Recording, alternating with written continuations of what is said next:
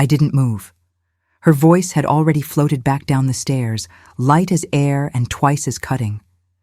The lamp above me blinked again, soft and slow, like it was thinking too. My shadow trembled on the old wallpaper, barely holding its shape.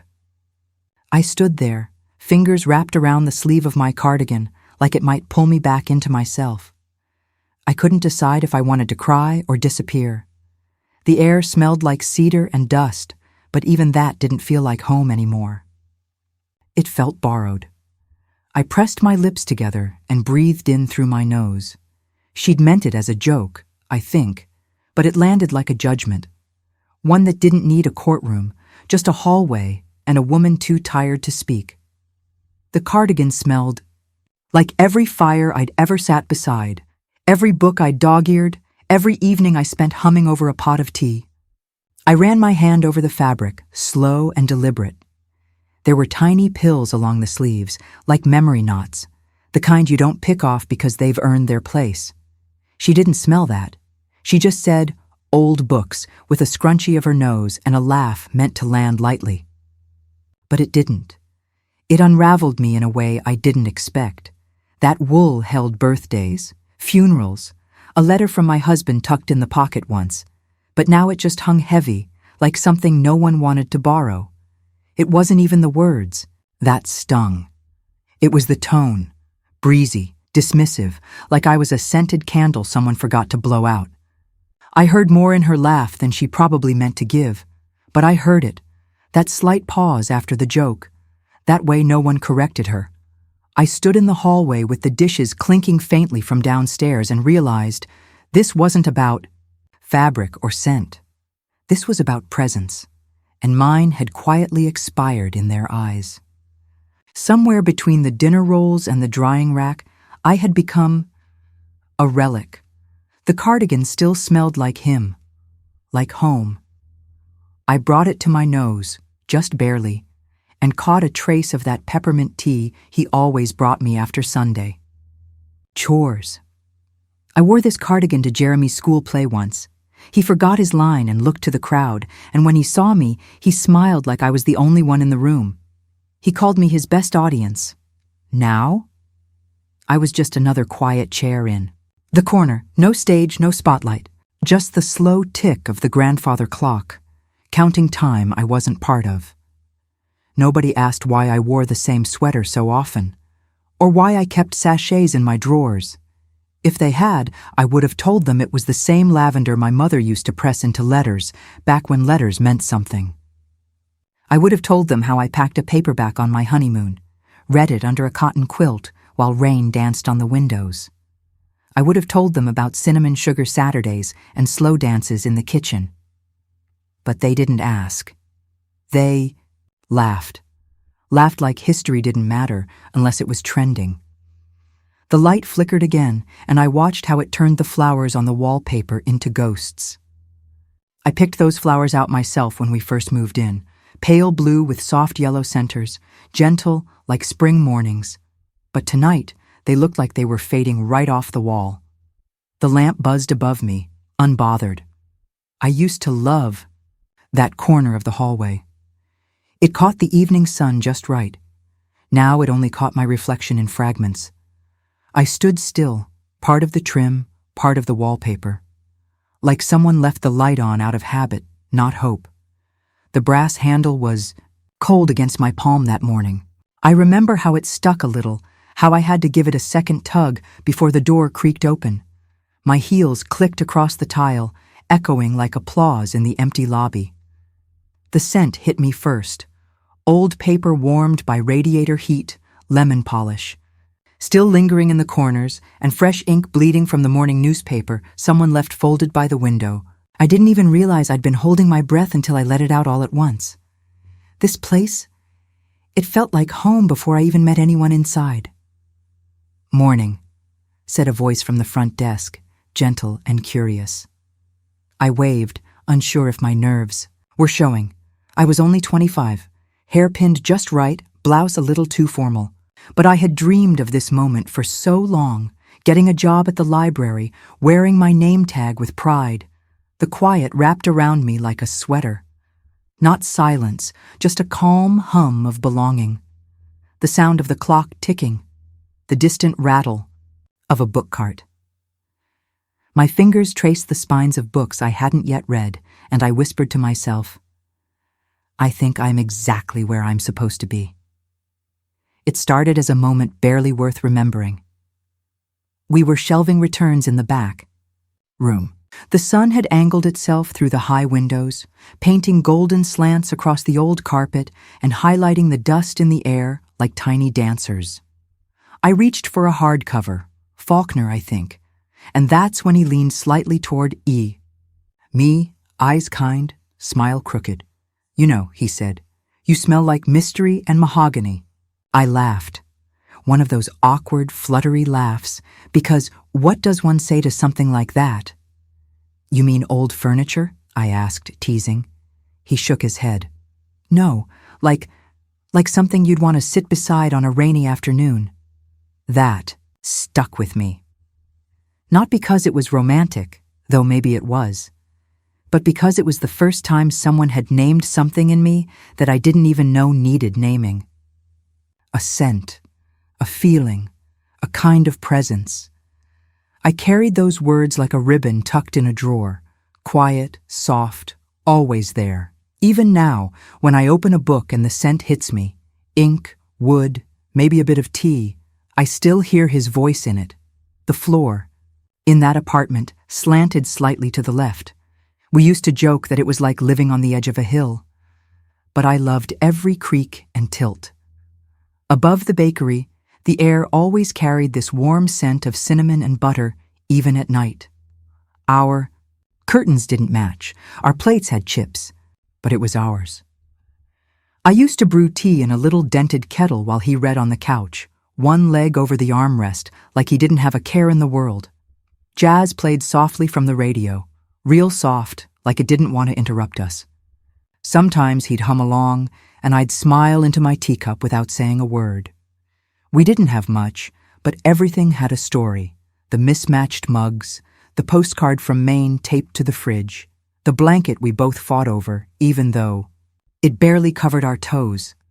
I think that's when I first realized you don't need a perfect home to feel settled. You just need moments that hold you gently. And those rooms, crooked and cinnamon-scented, held us so gently I never once thought of leaving.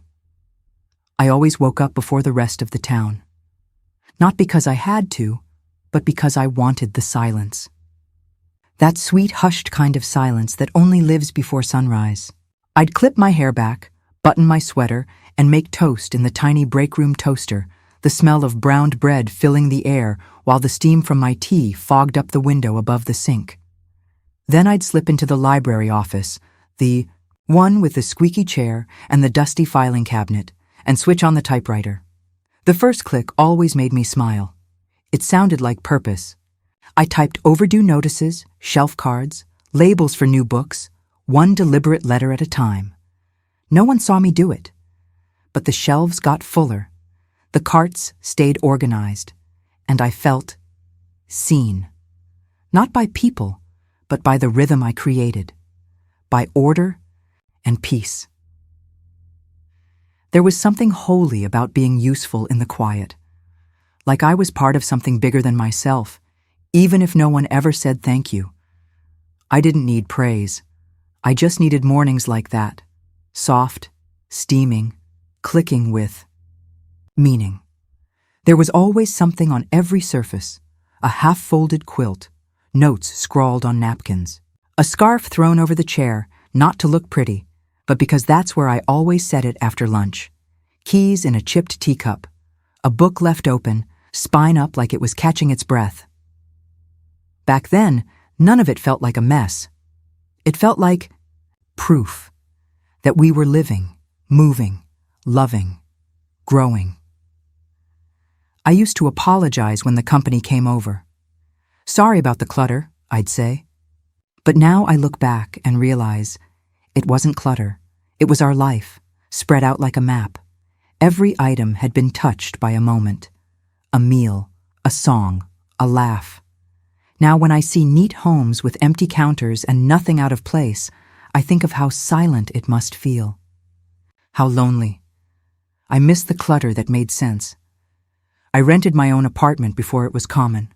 No roommate, no husband, just me and a little fern I kept forgetting to water. I didn't think it was brave then. I just needed a place to be. I spoke, up in staff meetings too, especially when the new shelving system made no sense. My voice trembled sometimes, but I used it anyway. I didn't think of that as courage, just logic, and yes, I wore red lipstick on a Tuesday. Because I liked the way it made me feel, because I was young, because I could. No one called me bold or fearless. But now, when I hear younger women say they're afraid to speak up, to stand alone, I think, maybe I was braver than I gave myself credit for. I wasn't trying to make a point. I was just living. But living truthfully is its own kind of rebellion, isn't it? I walked through the town square the other day and no one looked up. But back then, people knew your name. Shopkeepers would wrap your bread in wax paper and say, "You're early today, Miss Parker." The bank teller would compliment my brooch, even the cracked one. Children would wave and I'd wave back. I was part of the picture. A face in the frame, not the background. Now, I sometimes feel like wallpaper, familiar but unnoticed. I sat on the bench by the old fountain, pigeons fussing at my feet, and I just watched the people go by. Not with sadness, not quite, but with this soft ache in my chest. The kind that comes when you miss being seen, not just looked at. When did that shift happen? When did I start fading into the backdrop? I don't know, but I remember what it felt like before, and I carry that memory close. I unpacked one sweater at a time, folding it carefully like I didn't want to offend. The drawers. The room smelled like laundry detergent and lemon polish, sharp and tidy.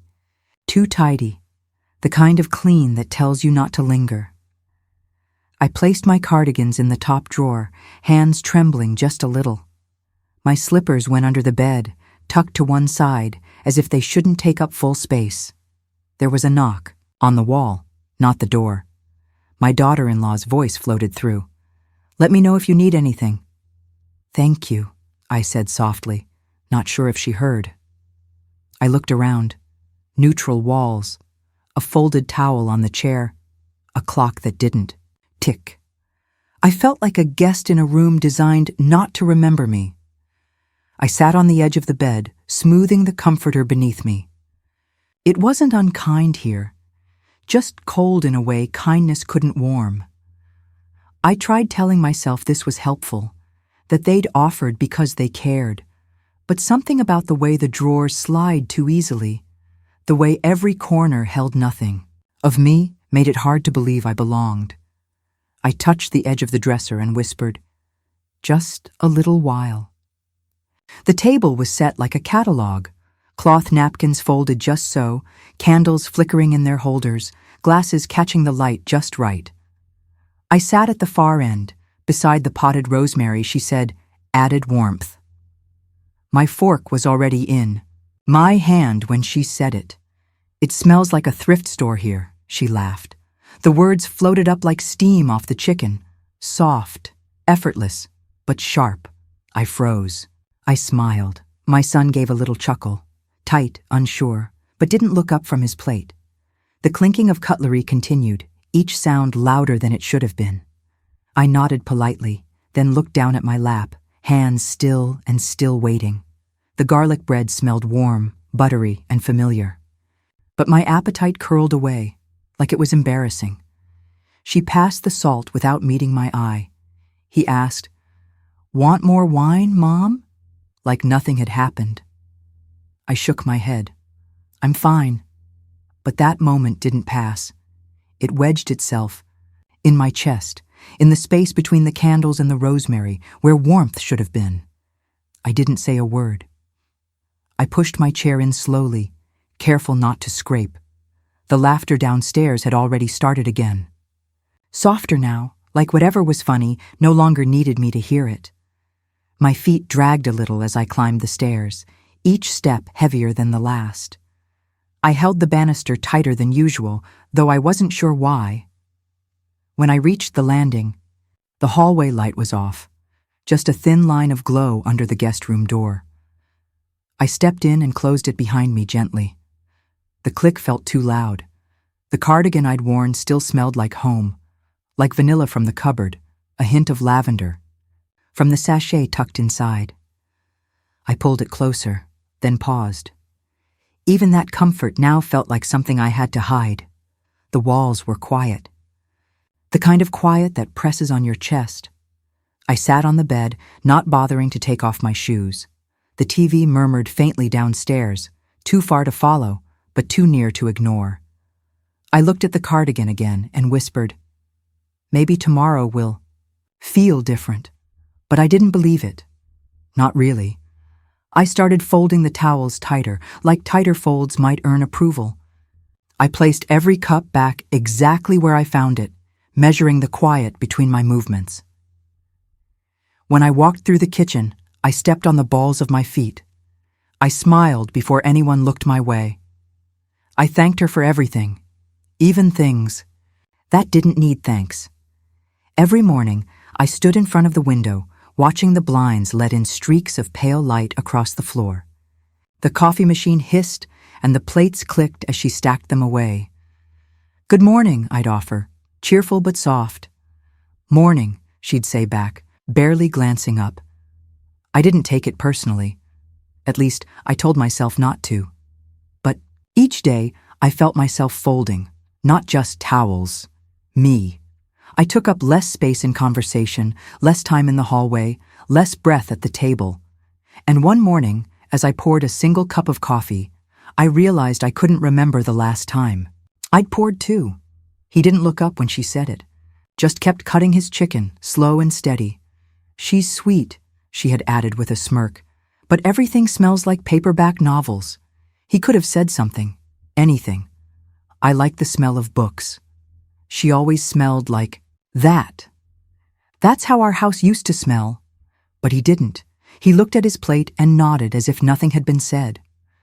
I waited for him to glance my way, to soften the moment with a smile or a word. He never did. And I realized it then. Not all pain comes from what's said. Some of it comes from what's left unsaid. The silence was louder than her words, and that silence hurt more than I was ready for.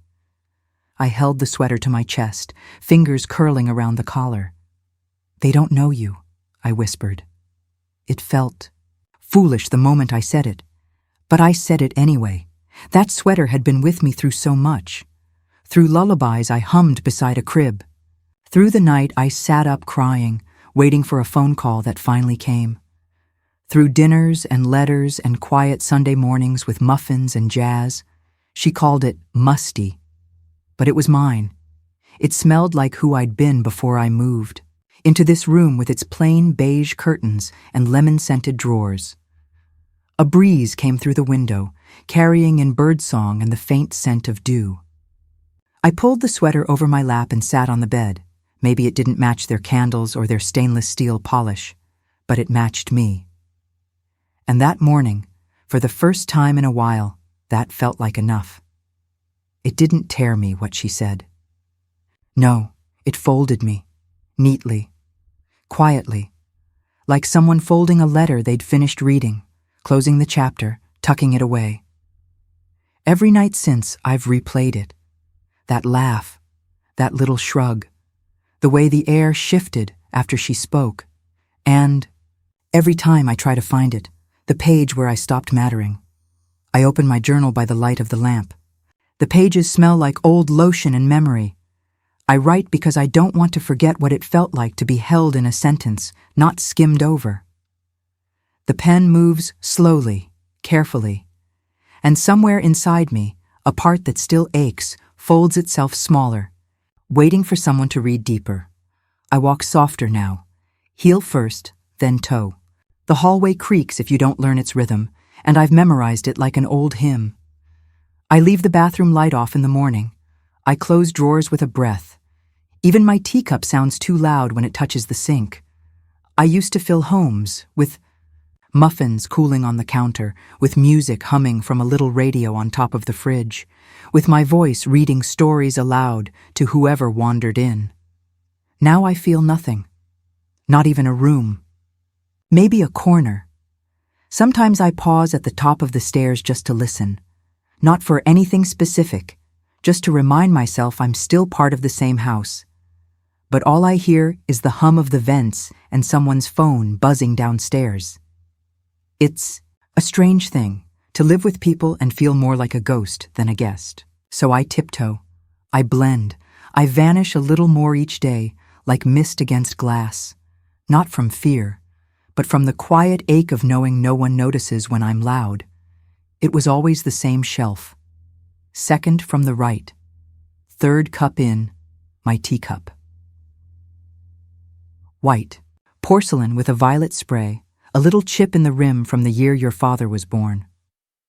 I remember that chip clearly. He bumped the counter, I laughed, and we both agreed it gave the cup character. I reached for it that morning and felt only air. I looked again. Shifted a few things. Nothing. Just plain mugs and perfect edges. "Did you see a cup with flowers on it?" I asked gently in the kitchen. "Oh, probably chipped." "I tossed it last week," she said, barely glancing up from her phone. I nodded. Of course. But I stood there for another moment, longer than I should have. My hand hovered over the shelf where it used to sit. That little empty space is somehow louder than her words. It wasn't just a cup. It was a memory I held every morning. A piece of who I was before I learned to stay silent in my own story. And now, even that small ritual is gone. Just like that.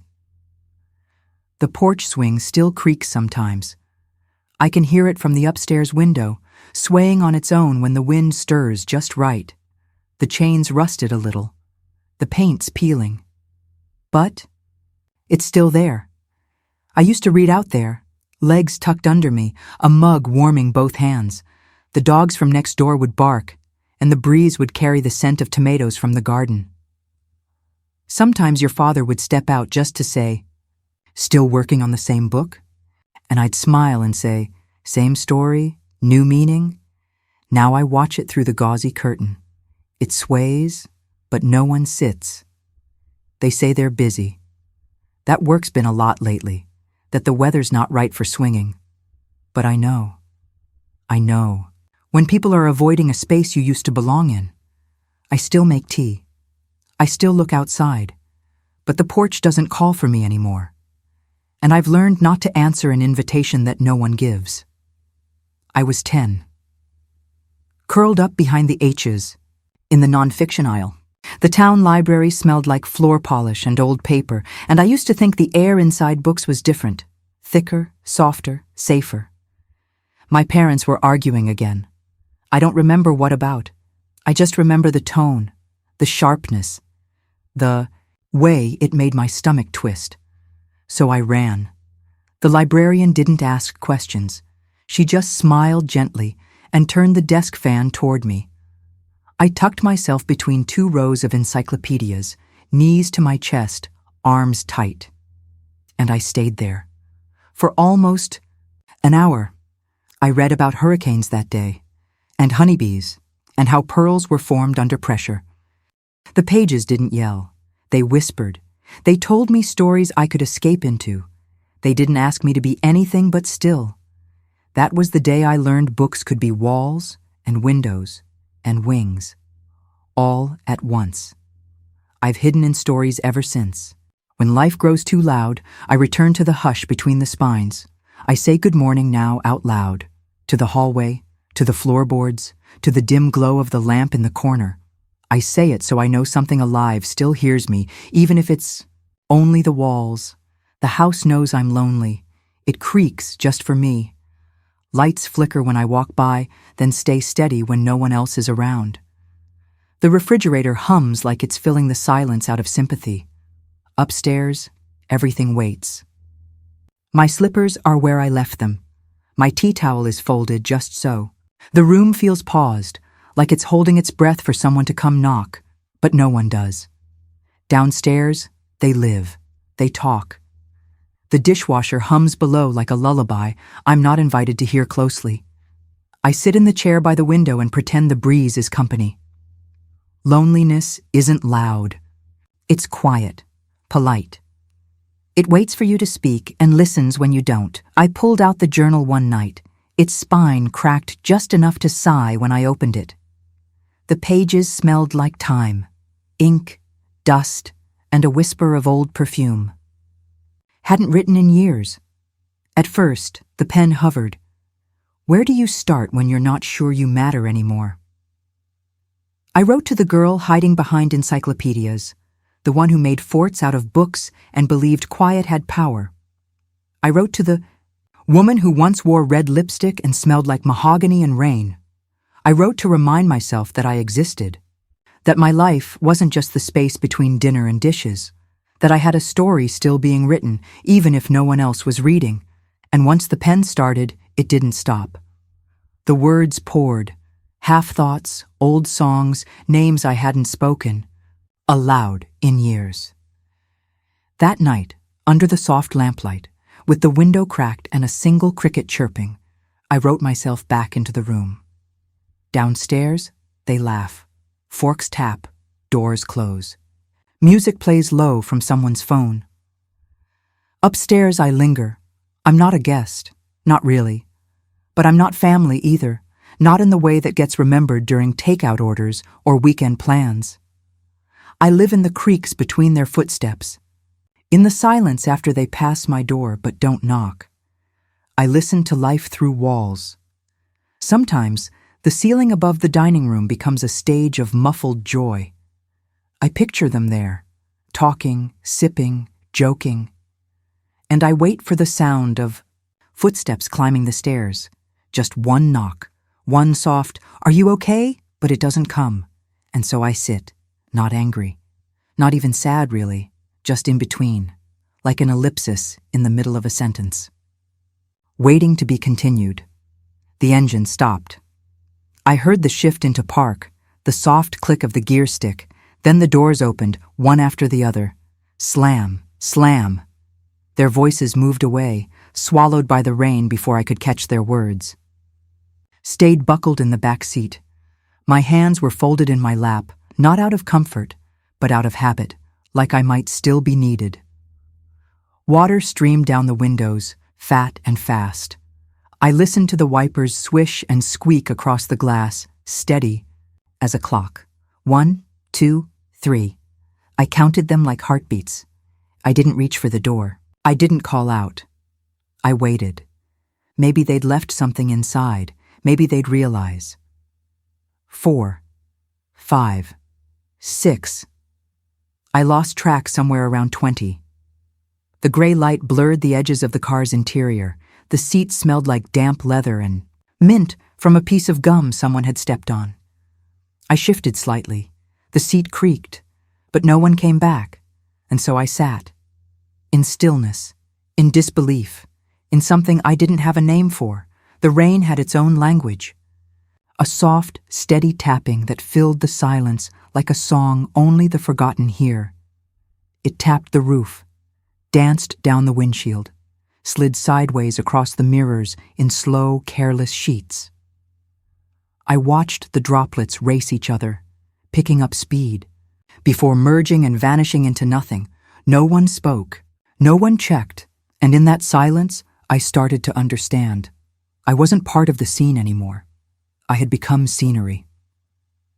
The fog crept along the inside of the glass, curling like breath held too long.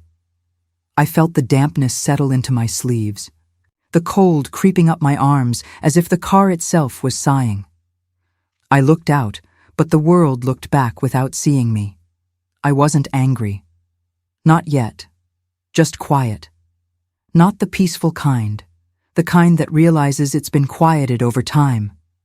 I used to be a voice, a presence, a pause in their day.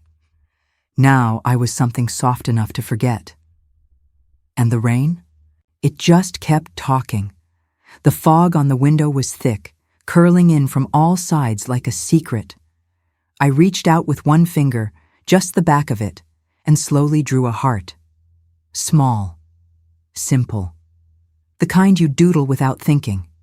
It stayed for a moment. Crisp, edges, clear lines, and in that tiny space, I saw something gentle, something that said, "I'm here."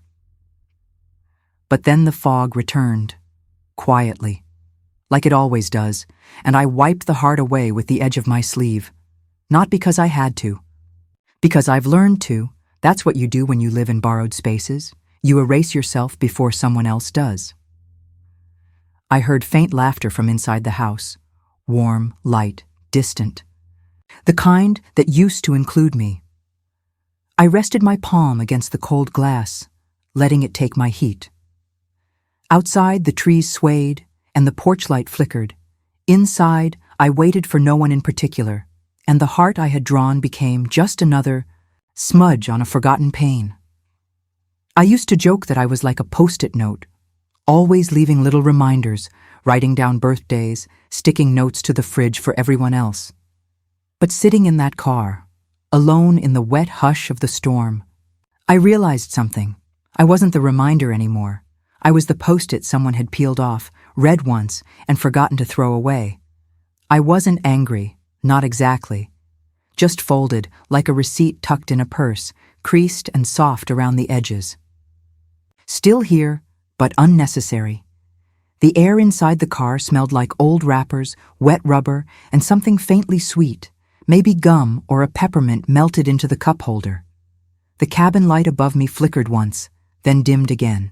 It was like the car knew that I was still there, still waiting, pinned by silence, by damp air, by the weight of realizing I was only noticed when I was missing, or when I wasn't missing something they needed. The sound of the door opening was sharp, fast, unexpected. Cold air rushed in. "Grab the groceries, please," she said. She didn't look at me. He reached for the paper bags first, tucking one under his arm, then finally noticed me in the rearview mirror. "Oh." "Mom," he said, surprised, but not concerned. "You didn't come in?"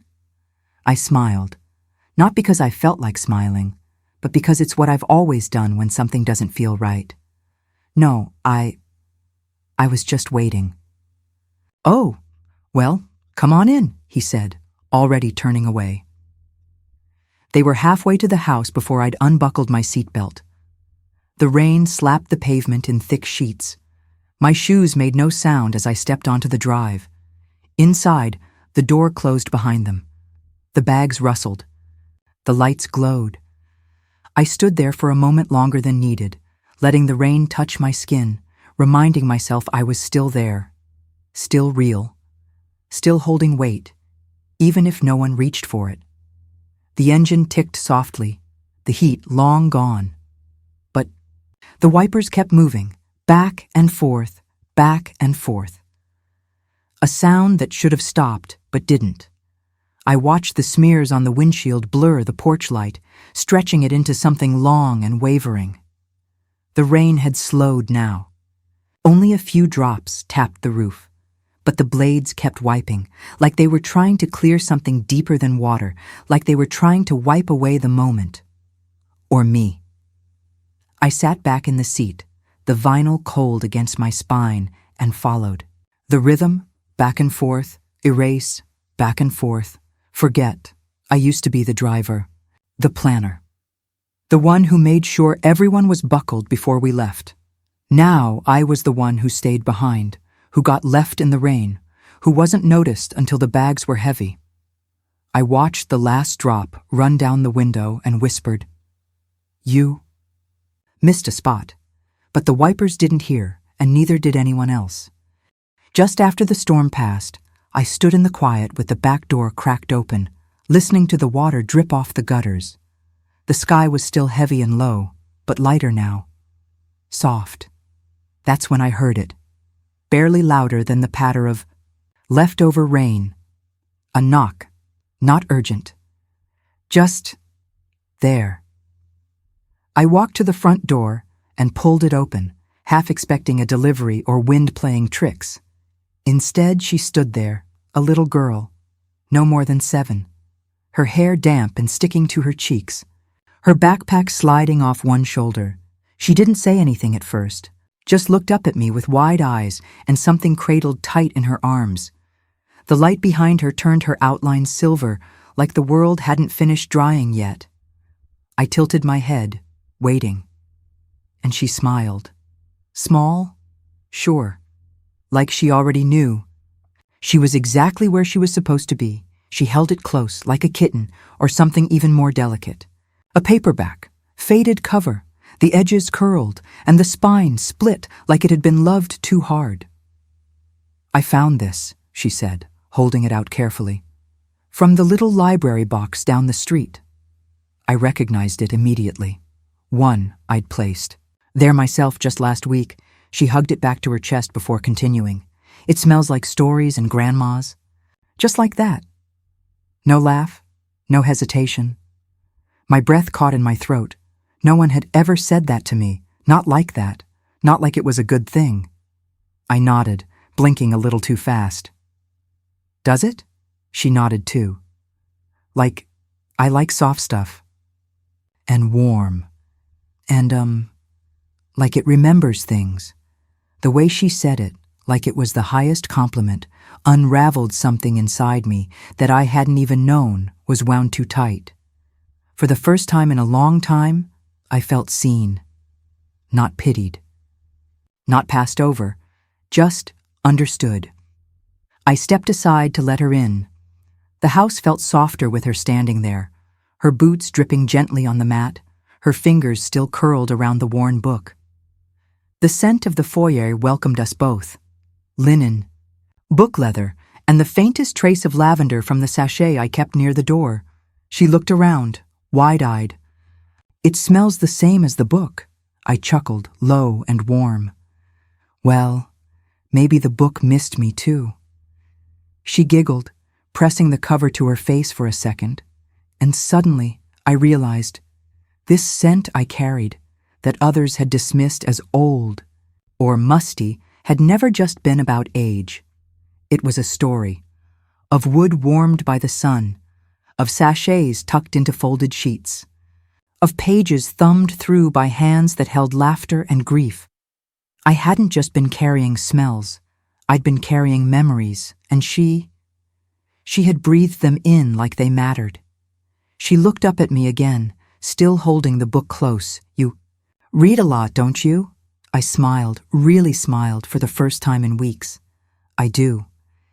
Her face lit up, and she nodded, like she already knew. I like the way your house feels, she added.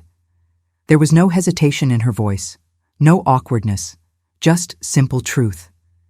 And somehow, in that little girl's quiet joy, I saw something I hadn't touched in ages.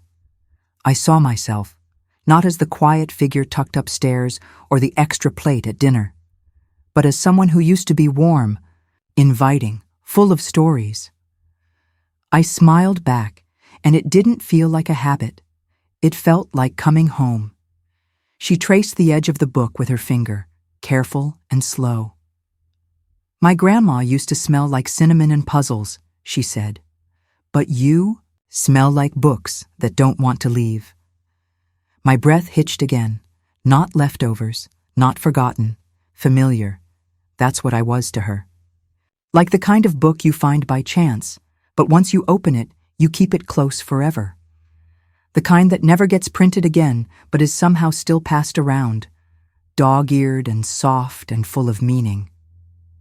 I reached out, brushing a damp strand of hair from her forehead. Thank you for saying that, I whispered. She grinned. I like this house. A breeze lifted the lace curtain behind her, stirring the scent of wood polish and something sweet I couldn't quite name. And in that moment, something inside me returned, quietly, naturally, like it had just been waiting for the right words. The garage was colder than the rest of the house that morning, quiet, still, holding its breath. I opened the side door and stepped in slowly, like I was entering a memory instead of a room. The scent hit me first. Citrus wax and gasoline, A little oil clung to the floor where he always parked. I stood still for a second, just breathing it in. Then I walked over and placed my hand on the hood of the car. The dust made it soft. It was cold.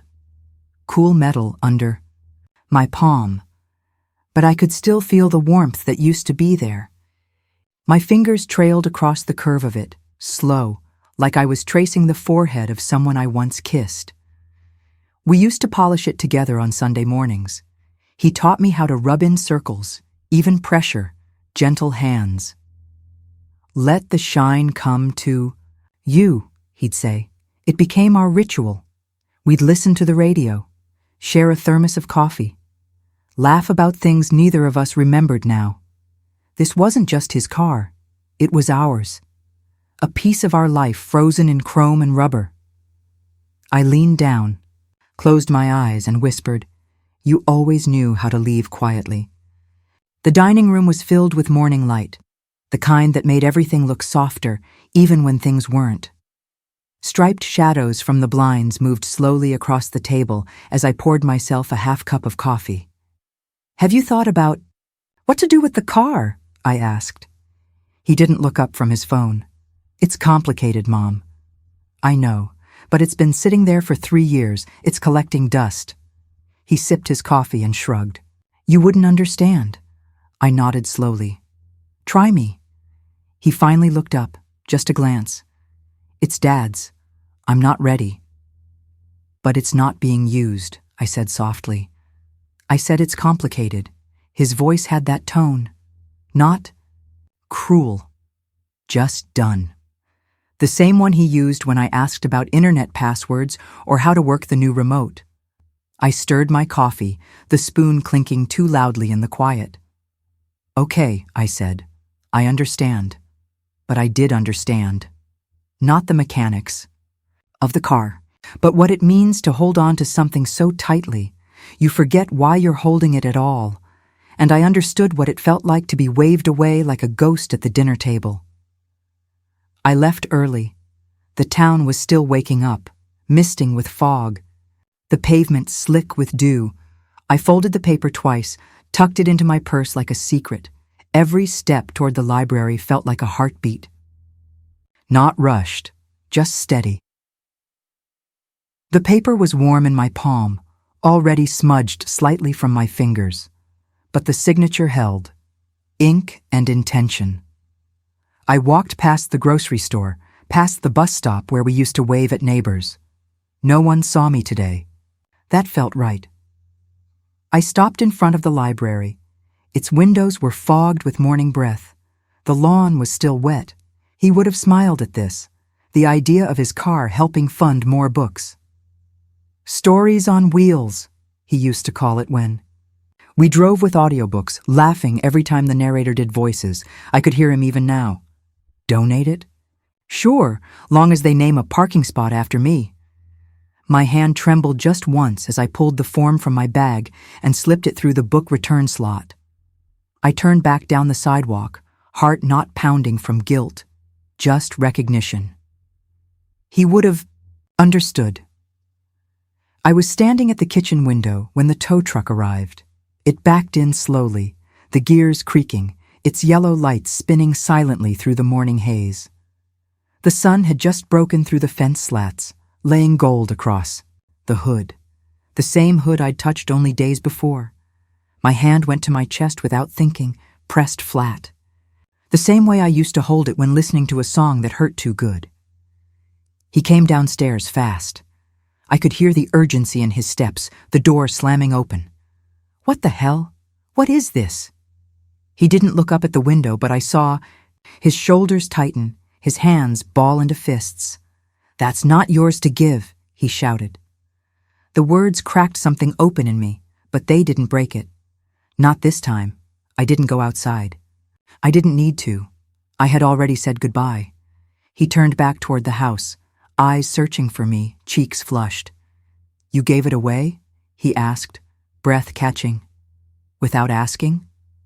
I met him at the porch steps. Calm. Quiet. Present.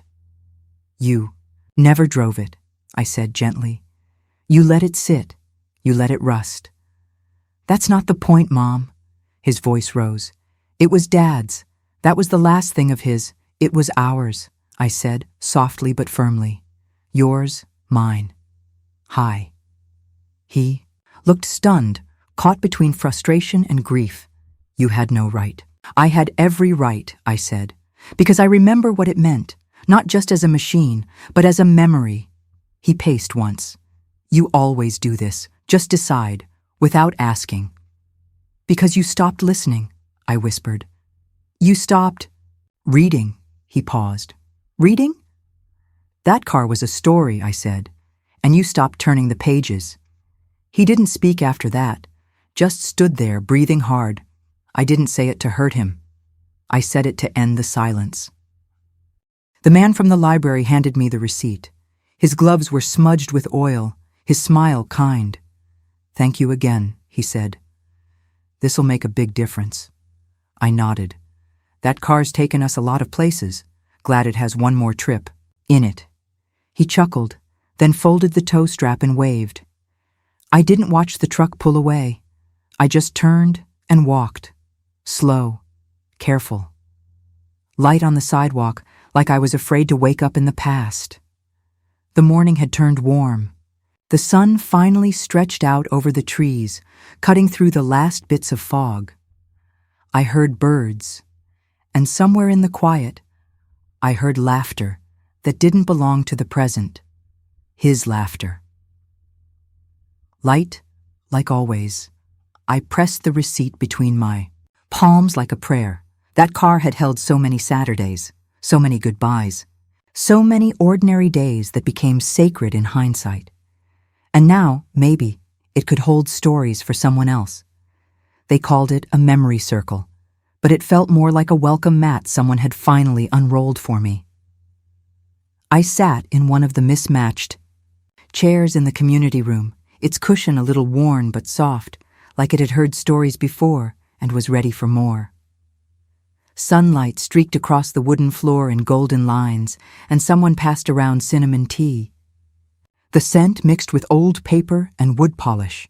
It smelled like history learning how to exhale. We weren't there to introduce resumes or titles. No one asked what I used to do.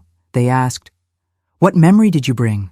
I spoke about the time I fell asleep in the back of the library as a girl and woke up wrapped in a cardigan someone had left behind. Laughter circled the room, not at me, but with me. And then someone else spoke, and someone else. The stories came like recipes, handed off gently, ingredients of joy and grief stirred into each voice. I hadn't felt that needed in years, and, sitting in that circle, I didn't feel aged. I felt added.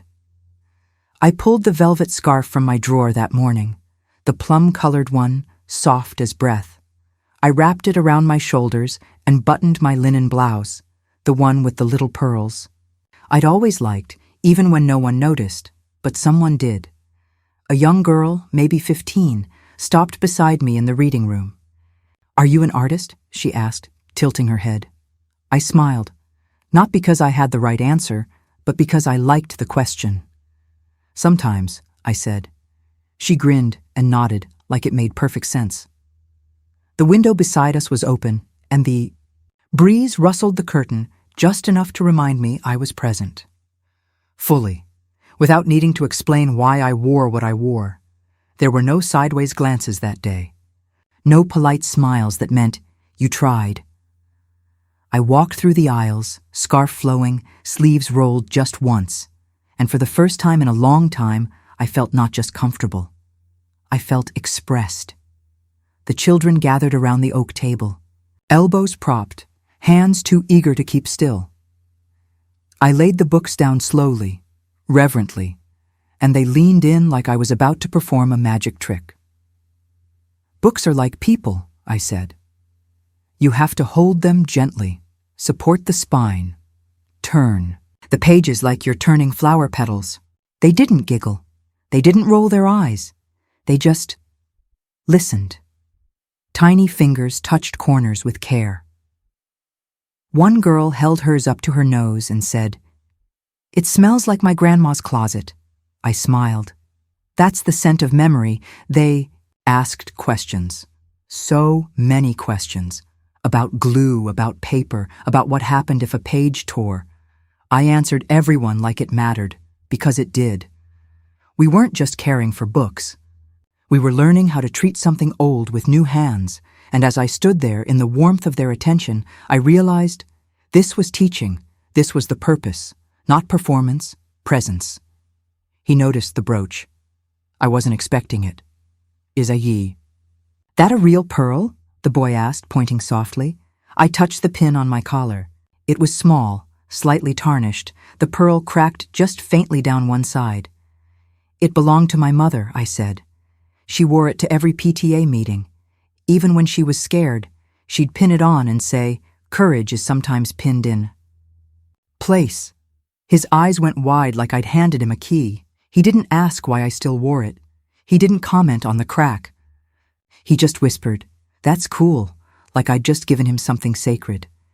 And in that quiet moment between sessions, surrounded by dust motes and book carts, I felt like I had. It wasn't just jewelry. It was a thread, one I was still holding. One I could pass on. Mirrors had stopped telling the truth years ago. Too bright, too sharp, always catching the folds before the softness.